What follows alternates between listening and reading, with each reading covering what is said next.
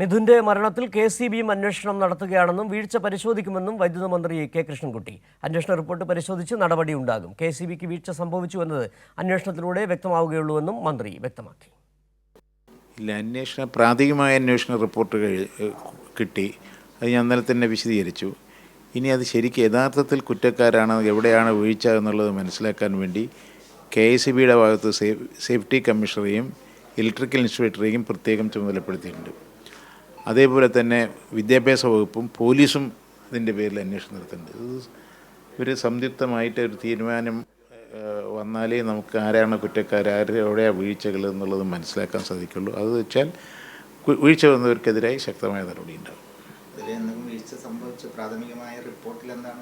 അങ്ങനെ പറഞ്ഞിട്ടില്ല. അവർ പ്രത്യേകമായി അന്വേഷിക്കണത് ആരാ ഉത്തരവാദിത്തി എന്നറിയണം.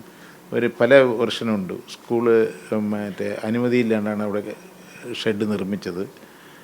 അതിന് യാതൊരു സേഫ്റ്റി ഇല്ല എന്നുള്ളതുണ്ട്. CCTV ഉണ്ട്. ഇതെല്ലാം നോക്കിയ ശേഷമേ നമുക്കൊരു നിഗമനത്തിലെത്താൻ പറ്റുള്ളൂ.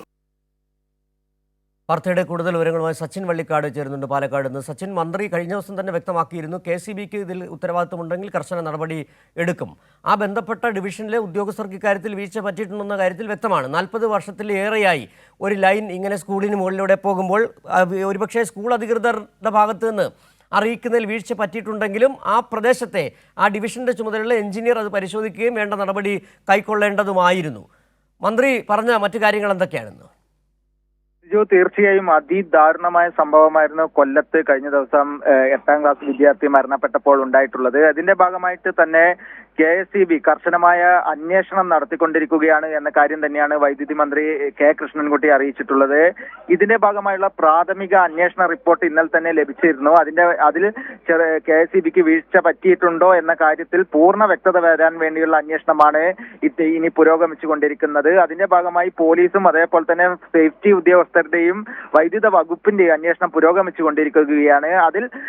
അതിന്റെ റിപ്പോർട്ടുകൾ വന്നാൽ കർശനമായ നടപടികൾ, അതായത് KCBക്ക് വീഴ്ച വന്നിട്ടുണ്ടെങ്കിൽ കർശനമായ നടപടികൾ എടുക്കുമെന്ന കാര്യം തന്നെയാണ് വൈദ്യുത വകുപ്പ് മന്ത്രി പറഞ്ഞിട്ടുള്ളത്. മാത്രമല്ല, പ്രതിപക്ഷം കാര്യങ്ങൾ അറിയാതെ ചില കാര്യങ്ങൾ കുപ്രചരണങ്ങൾ പ്രചരിപ്പിച്ചുകൊണ്ടുള്ള പ്രവർത്തനമാണ് പ്രതിപക്ഷത്തിന്റെ ഭാഗത്തു നിന്നും ഉണ്ടാവുന്നത് എന്ന കാര്യവും മന്ത്രി വ്യക്തമാക്കിയിട്ടുണ്ട്. സർക്കാരും വൈദ്യുതി വകുപ്പും അടക്കം മരിച്ച കുട്ടിയുടെ കുടുംബത്തിനോടൊപ്പം തന്നെയാണ്. അതിന്റെ ഭാഗമായി 5 ലക്ഷം രൂപ ആദ്യഘട്ട സഹായം നൽകിയിട്ടുണ്ട് എന്ന കാര്യവും വകുപ്പ് മന്ത്രി വ്യക്തമാക്കിയിട്ടുണ്ട്.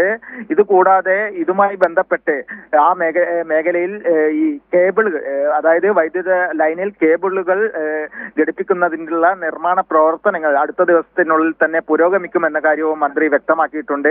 കൃത്യമായ ഒരു പ്രവർത്തനം തന്നെയാണ് വൈദ്യുതി വകുപ്പിന്റെ നേതൃത്വത്തിൽ കഴിഞ്ഞ LDFന്റെ 9 വർഷത്തിനുള്ളിൽ നടന്നത്. വലിയ രീതിയിലുള്ള വികസന പ്രവർത്തനങ്ങൾ നടന്നിട്ടുണ്ട്. ചില ഭാഗങ്ങളിൽ ചില വീഴ്ചകൾ സംഭവിച്ചിട്ടുണ്ടെങ്കിൽ പോലും കൃത്യമായ വികസന പ്രവർത്തനങ്ങളും ജാഗ്രതയോടുകൂടിയുള്ള പ്രവർത്തനം തന്നെയാണ് വൈദ്യുതി വകുപ്പ് നടത്തിയിട്ടുള്ളത് എന്ന കാര്യവും മന്ത്രി വ്യക്തമാക്കിയിട്ടുണ്ട്. സിജു.